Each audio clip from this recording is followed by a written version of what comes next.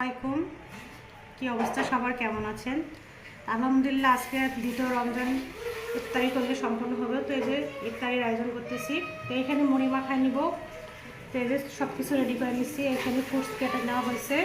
আর এই যে এখানে পেঁয়াজি করছি। পেঁয়াজি আমি একটু বেশি করে করি, কারণ ভাতের সাথে খেতে ভালো লাগে।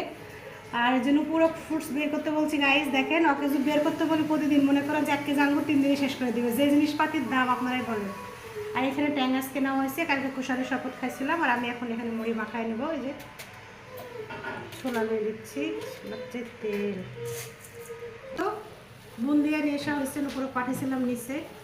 তো উপরে যে বুন্দিয়া আর জিলাপি নিয়ে আসছে, কারণ বুন্দিয়া হচ্ছে প্যাকেট নিয়ে এসে কিনে আমি রান্না করে রাখবো কালকে, আর নিয়ে আসবো না, কিনে আজকে শেষ। বাসায় রান্না করাই ভালো।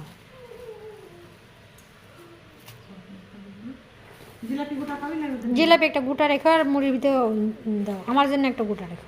গোটাই থাকে, আর মধ্যে মুড়ির ভিতরে দাও, ভাল লাগে রে।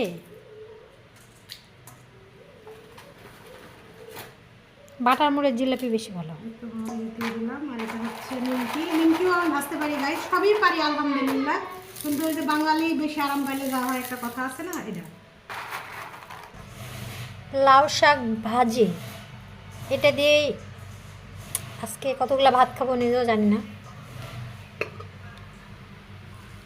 পুঁটি মাছ চচ্চড়ি, পুপুরি। আর এখানে আছে আজকে তো সেই ওই যে ঢাকার আর কি দোকান, তার দোকানের গরুর মাংস রান্না হয়েছে।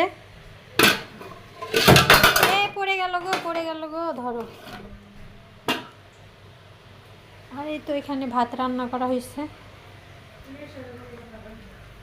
আর এই যে আমাদের একজন, আজকের মুড়ির লুকটা দেখেন গাইস। আর কালকে আরেকজন মাখাইছিল, আসলে হাতেরও একটু যশ থাকা লাগে বলতে, বুঝছেন? সেটা তো বুঝতে হবে, সবার যদি হাতের যশ একই রকম হতো। মুড়ি দেখছেন, মুড়ির লুক। কালকের মুড়িতে কি কি আইটেম ছিল আর আজকের মুড়িতে কি কি আইটেম যোগ হয়েছে? ঘুগনি আর হচ্ছে জিলাপি ছিল। ওই দিনের জন্য মুড়ি কালকে টেস্ট কম হয়েছিল, খারাপ যে হয়েছিল তা না, ঠিক আছে? এই যে মুড়ি নিজের দই কেউ কখনো ট্যাঙ্গা বলে না, বুঝছেন আপু? মুড়ি মাখানা হচ্ছে কমপ্লিট। আচ্ছা ঠিক আছে, ওকে, বাই বাই, টাটা। সুস্থ থাকেন, আল্লাহ হাফেজ।